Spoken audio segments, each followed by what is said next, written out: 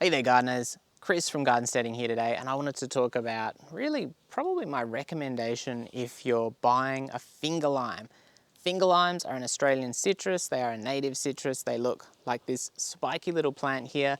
Lots of similarities to a normal citrus, as I said, super spiky. They've got these much smaller leaves, they're quite a cute little plant. They can grow quite tall, I think 3 to 6 meters as well, and they tend to be on the pricey side. Certainly the fruit has like almost a caviar inside of that little skin there, and it's a little bit like a regular citrus. Like if you think of how citrus has quite a like pearly kind of inner flesh inside the little, I don't know, what do you call them, like the petals of the fruit, whatever.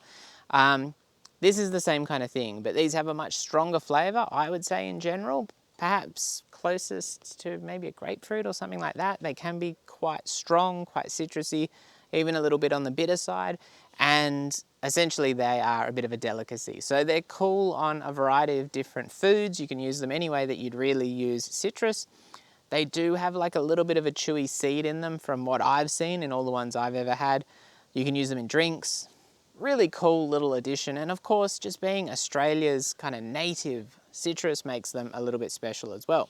So they are more of a bush than a tree. They do grow to a decent size, however. I think the biggest one I've seen is about 4.5 meters.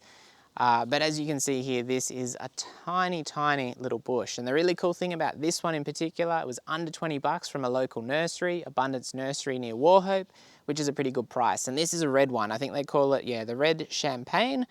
And they've said spiced apple and apricot flavors. Now, to be honest, the zestiness of any finger lime that I've tried has been the major factor. So I wouldn't have said there was a really complex flavor to them, but you know, that's just me. So for under 20 bucks, you're getting this cool little plant. Now, one of the good things about this one is it's grown from cutting.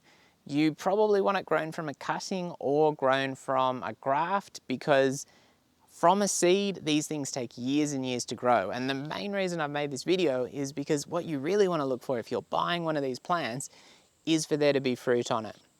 If there's already fruit on it, obviously it's producing, which is a really good thing.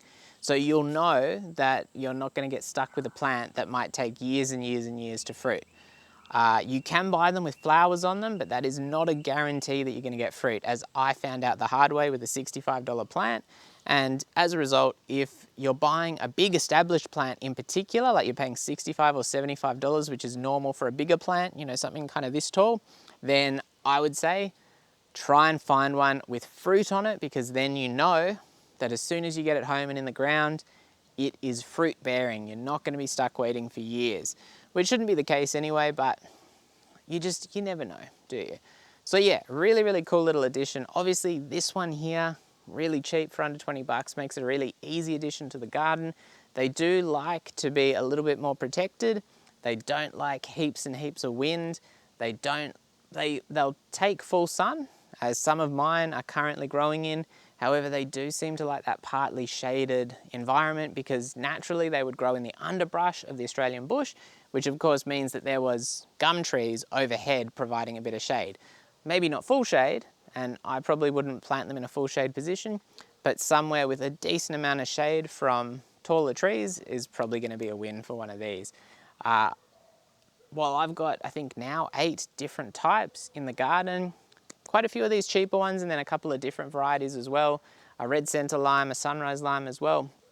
They're just a cool little addition. And yeah, something that really I think if you're an Australian or if you're overseas and you can get one, it's probably going to make it even more special than it is for us here.